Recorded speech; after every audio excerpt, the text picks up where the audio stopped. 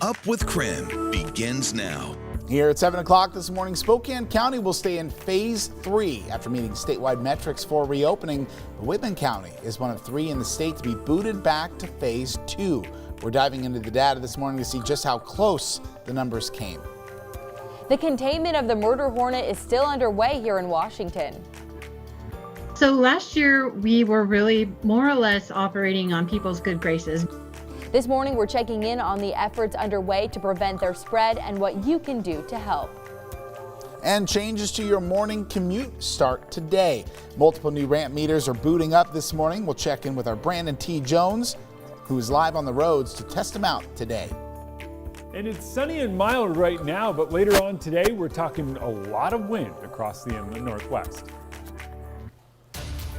Well, here at 7:01 this morning, new overnight, federal authorities are putting a pause on all Johnson & Johnson vaccines due to blood clotting cases. Thanks for joining us here on Up with KREM on the CW22. I'm Joshua Robinson. And I'm Dana Marie McNichol, and we're going to get straight to breaking news this morning. Within the last 2 hours, the CDC and the FDA announced that they are investigating blood clots in 6 women in days after their Johnson & Johnson vaccination. Yeah, right now, all U.S. distribution channels, including mass vaccination sites, will pause the use of that shot. States and other providers are expected to follow soon. So far, more than 6.8 million doses of the Johnson & Johnson vaccine have been administered in the U.S. Now, starting Thursday, everyone 16 and older in our state will be eligible to receive their COVID vaccine. Starting Thursday. That's more than 6 million people. Now, while 1 in 5 people are fully vaccinated already, it still could take a little bit of time to score an appointment. So there are a variety of places offering coronavirus vaccines, including CVS, MultiCare, and Providence. Text the word vaccine to 509-448-2000 for more information that will be sent directly to your phone. 7:02 on your Tuesday morning. It is a beautiful sunrise, Jeremy. Oh my goodness, it is bright and it is actually kind of warm. I was out here going, ooh, it feels kind of nice. Temperatures are in the upper 30s. What's that? I said 38 degrees is warm. Yeah, I mean, come on out. It feels great out here. And with a light wind, you kind of go, okay, 38, that's 38. But when the wind's not blowing, it's wonderful. But speaking of wind, wait right there. Wait right there. Hold on. Wait. Ouch. Ah. Ooh, hang on. What is he doing? I found a tumbleweed. It's just sitting there, right? Because there's no wind? Well, I don't know where it came from, but it's in the outdoor weather studio. Kind of silly. You know, the first time I saw a tumbleweed was in the KREM parking lot, so. Yeah, so tumbleweeds here. You'll see more of that later today. Let's do weather. All right, this morning, no doubt about it, temperatures are mild, 38 degrees, quite a bit warmer than where we were yesterday. That is thanks to the wind, and that's what we're seeing across much of the inland northwest. But expect wind to pick up throughout the day today. We'll see gusts around 30 to even 35 miles per hour here in Spokane. It gets a bit stronger in central portions of the state and North Idaho. We have the potential for blowing dust and even a couple of downed tree limbs later on today. But aside from the wind, not much. It's going to be sunny skies taking us through the day, but that wind does keep us slightly cooler. We are going to top out in the mid-50s later on, and coming up, I'm going to walk you through just what that wind means for you. Coming up on 7:04 this morning, starting this week, morning commuters in Spokane will see new ramp meters activated at high traffic areas along Interstate 90. And they're going to be rolled out over the next few days. So today, the first ramp meter will be activated at Walnut Street and Monroe eastbound on those ramps. So we're going to find Brandon Jones. He's out trying out those ramp meters this morning. He's our eyes in the storm tracker. What are we looking at?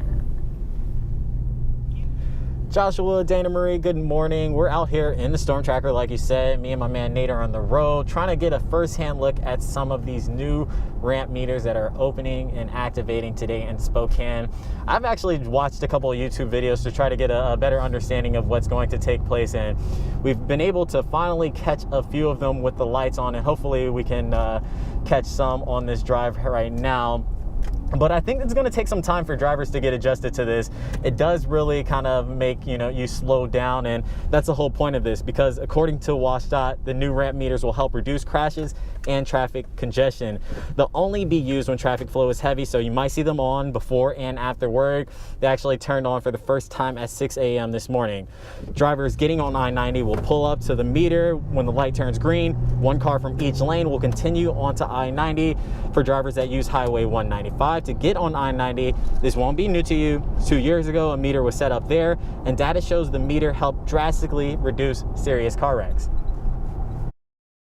And what we saw is a 69% reduction in collisions with folks getting on to eastbound I-90. But what is more telling is that in that time frame, we went from 7 serious injury collisions 18 months before to 0 after. And that's really the telling part. So today, the eastbound on-ramps at Walnut and Monroe will be activated. Tomorrow, Brown Street and Division will be activated. And Wednesday, the Hamilton Street eastbound on-ramp will be activated. And coming up, we're actually about to take a closer look at one of these ramps that have activated their lights. I think you can see the lights flashing a little bit further back up there. This is one of those Monroe Street exits. And basically, you come up to the lane, you stop. But for more on what you need to know about the ramp meters activating next week, text the word WSDOT to 509-448-2000. Joshua, Dana Marie. All right, thank you so much, Brandon, for that update. Now it's back to phase 2 for 3 counties in Washington. That is because COVID cases and hospitalizations climbed back up to levels the state health experts say were too high. Pierce, Cowlitz, and Whitman counties will have to return to tougher restrictions this Friday. Phase 2 includes 25% capacity for indoor dining, fitness, training, and indoor sports, along with indoor entertainment establishments. All other counties in the state, including Spokane, will remain in phase 3. Under Governor Inslee's reopening plan, counties are evaluated every 3 weeks on 2 different metrics. First, case rates over 2 weeks, and second, hospitalization rates over 1 week. A county needs to meet both to remain under the current phase. For more information of that reopening plan, go to KREM.com. 7:07 now, it's time for your morning rush. More news in less time. Crews are also still working to repair a large sinkhole on the South Hill. A water main break was reported at Grand Boulevard and 18th Avenue yesterday morning. Northbound lanes of Grand at 18th are still blocked at our last check. Detours to side streets are in place, and one southbound lane of Grand Avenue remains open. Right now, there is no estimate on when crews will be done.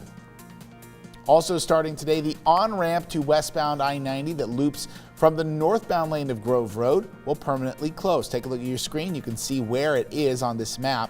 A detour will be in place for drivers who need to enter or exit westbound I-90. The work is part of the Geiger Grove Interchange Improvement Project, which includes construction of 3 roundabouts at the interchange. White House released a state-by-state infrastructure report card yesterday. Washington scored a C and Idaho scored a C-. So the report card goes into depth about the need for investments in roads and bridges, public transportation and housing, among other things, in both Washington and Idaho. So the highest score went to Utah with a C+. The lowest went to the territory of Puerto Rico with a grade of D-. The Washington legislature has passed a bill that could give a temporary property tax relief for Washingtonians. The bill applies to anyone who lost a home to wildfires between September 1st and 19th. That bill now goes to Governor Jay Inslee's desk to be signed.